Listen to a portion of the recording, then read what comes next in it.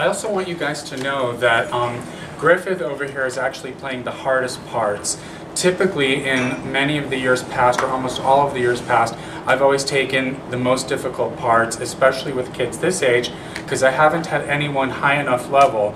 Well, this past year, these three guys started practicing hours and hours a day, most days, not all days, but most, and they really raised their level. So what I've done is I'm part 4, so I have the easy stuff, except for yesterday, and then they have the hard stuff on everything else. And the funny thing is, even on yesterday I have the solo, but the ensemble is actually the hardest part, because most of my stuff is actually not on the beat or in syncopation, and they have to keep a steady beat, which is much harder than they first thought. So I want to thank all of you for coming today, and it's so wonderful to have such a nice large crowd.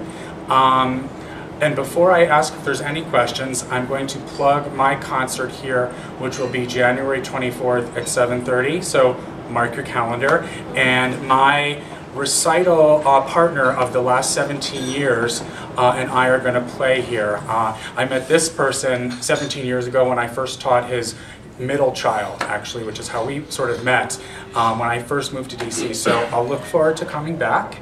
And I want to thank my boys over here and my young lady and her colleagues, wherever they are and back. And are there any questions about cello, about the kids, or about the pieces? Yes?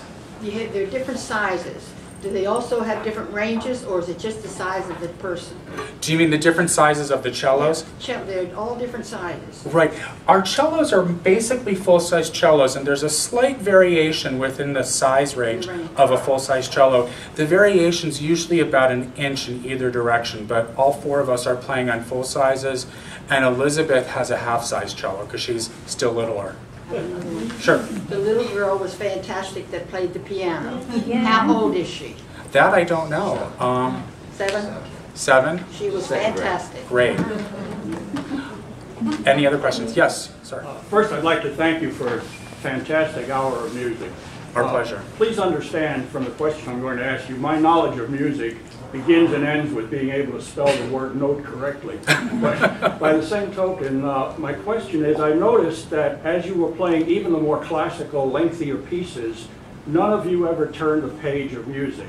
So is all of the music for an entire piece on one sheet, or do you play repetitive? It's either on one side or on two sides. The last two pieces we played, or actually the last three pieces, there are repeats that were actually composed into the music. So we did do the repeats. On all of the other pieces, essentially the music was on 2 pages. So within 2 pages, that's about a 4 or 5 minute piece, depending on the speed. For example, the Paco Bell Canon, which is originally, of course, for 3 people plus the bass line, what this particular transcription does is it keeps part 1 the same, part 2 the same, and it divides the 3rd canon voice between the 3rd and the 4th chair cellists. So Colin and I would interchange playing the bass part for our colleagues or for each other. So, and of course, since that tempo is slightly slower, that did last, I think, about 7 minutes or so, 7.5 minutes when we've timed it.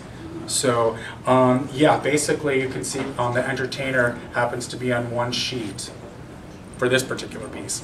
Thank you. Sure. Any other questions? I think we'll call it a day. I think there's cookies and refreshments over there. So thank you very much for attending. We appreciate it.